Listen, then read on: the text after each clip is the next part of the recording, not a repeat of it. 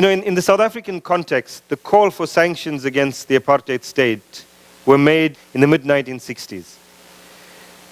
The BDS campaign, we didn't call it that in those days, but the BDS campaign against South Africa actually only became effective or started taking root in the 1980s.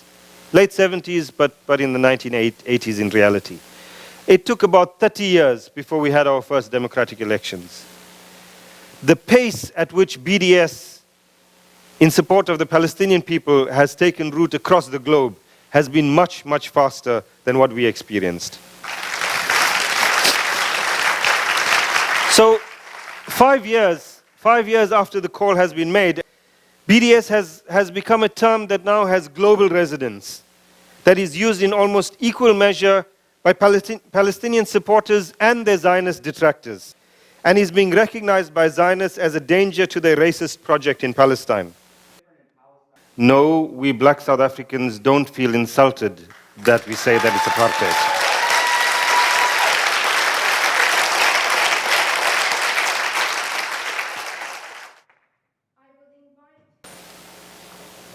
I have a quote from the leader of the Liberal Party, Michael Ignatieff, writing in 2002 in The Guardian. It's important to note that last year, of course, people probably remember Michael Ignatieff wrote an op-ed in the National Post condemning Apartheid Week. So it's on the radar both in Israel and here in Canada, but just to put it in perspective, this was Ignatieff in 2002 writing in The Guardian. 2 years ago, an American friend of mine took me on a helicopter ride from Jerusalem to the Golan Heights over the Palestinian West Bank. He wanted to show me how vulnerable Israel was, how the Arabs only had to cross 11 kilometers of land to reach the sea and throw the Israelis into it. I got his message, but I also came away with another one. When I looked down at the West Bank, at the settlement like Crusader forts occupying the high ground, at the Israeli security cordon along the Jordan River closing off the Palestinian lands from Jordan, I knew I was not looking down at a state or the beginnings of one, but at a Bantustan, one of the pseudo-states created in the dying years of the apartheid regime to keep the African population under control. So the same people that are condemning it when they're making obvious observations even 8 years ago, these observations, of course, if Ignatieff were to take a helicopter ride over the West Bank, the Crusader forts and Palestinian ghettos are much clearer now than they were in 2002. Ehud Olmert told it quite straightforwardly.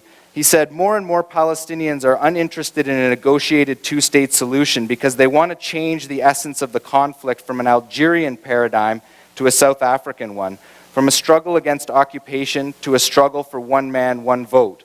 That is, of course, Olmert said, a much cleaner struggle, a much more popular struggle, and ultimately a much more powerful struggle. For us, it would mean the end of the Jewish state. Ehud Olmert went in late 2007 to the Annapolis summit.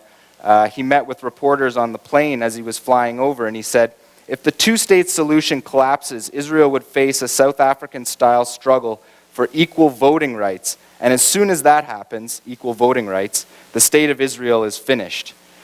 So you can see this is at the core of the Israeli planners. So when you see hysterical motions in the Ontario legislature and whatnot, it's important to keep this grounded in the fact that you have the leading political figures in Israel accepting this situation at face value. Ehud Barak, who was the prime minister during the last attempt to create a series of Palestinian ghettos during the Camp David process, spoke at the most important Israeli security conference just a couple weeks ago. And he said, if there's only one political entity between Jordan and the Mediterranean Sea, it will either be non-Jewish or non-democratic. If the Palestinians vote in elections, it's a binational state. And if they don't, it's an apartheid state.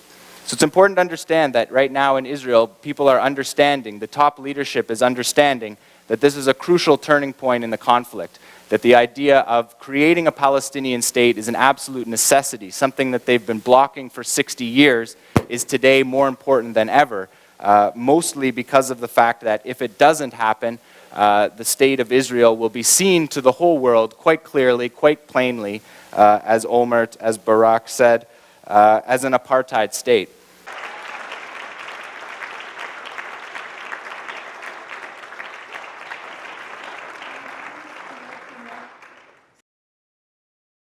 there's this really mass advertising strategy, I guess, on the end that supports Israel as Israeli apartheid, to convince people that boycott, divestment, sanctions is impractical, right? So I wanted to get your response to that and how we can empower people who want to jump on board on the boycott, divestment, sanctions call to step up and to promote the fact that it is practical and it does work, and it's not as if it's so connected that we can't do it. Thank you. Thank you. Well, that's why the campaign is not called boycotts. Huh? The campaign is called BDS. It's boycotts, divestment, and sanctions.